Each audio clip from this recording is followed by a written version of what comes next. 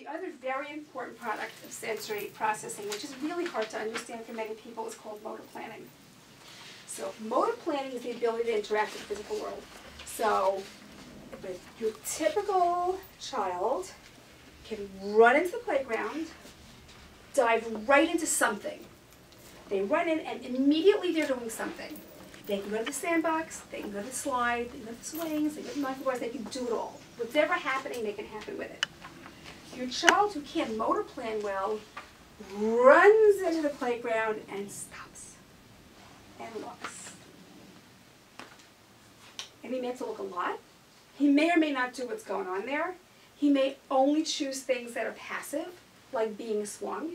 He may choose to dig, because that's got a lot of proprioceptive input and is obvious, but he may look at something like a climber or a new climbing structure and be very insecure about what needs to be done, or a climber and be very insecure about what needs to be done, because he can't imagine himself automatically fitting his body into that piece of equipment the way you fit your body into Simon Says, with absolutely no thought at all.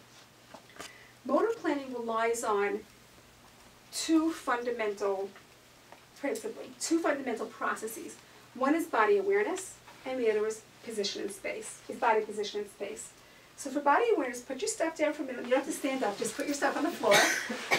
I don't want to push the outer envelope here. And what I want you to do is I want you to set with that. So what I want you to do is take your index fingers and put them like this. 2 index fingers, one down and one up. I know you can't see me because I'm short. Okay. So what you're going to do is touch your index fingers and make them apart again. Touch your index fingers and make them apart again. One more time. Touch your index fingers, put them apart again, and then close your eyes and keep on going. 3 times. 1. Keep on going. Okay, so again, did you do it? Mm-hmm. Everybody get it right away? Yes. Okay. Was it easier with your eyes open or closed? Open. Okay. How did you know? What kind of information did you have to make your index fingers touch? Eyes open or closed? Closed. Memorization of the movement? Not only that, you had a really good sense of where those index fingers were. So you had to know where this one is, and you have to know where this one is, and you have to know how to make them touch very, very precisely. That relies on your body knowing where its various parts are in space. So your body has to have this knowledge within itself. And what you had to do, it's not only spatial, that you had to find the space. What about the timing?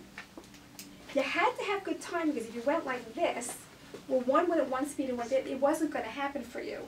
So you have to know where your own body is in time and in space in order to execute smoothly coordinated movements. Sometimes there are kids who can do lots of stuff and they look very, very disfluent and very clumsy. Kids who are clumsy have a hard time firing their muscles in a well-coordinated fashion so that their muscles do things in the time and space that they need to in order to do it fluidly.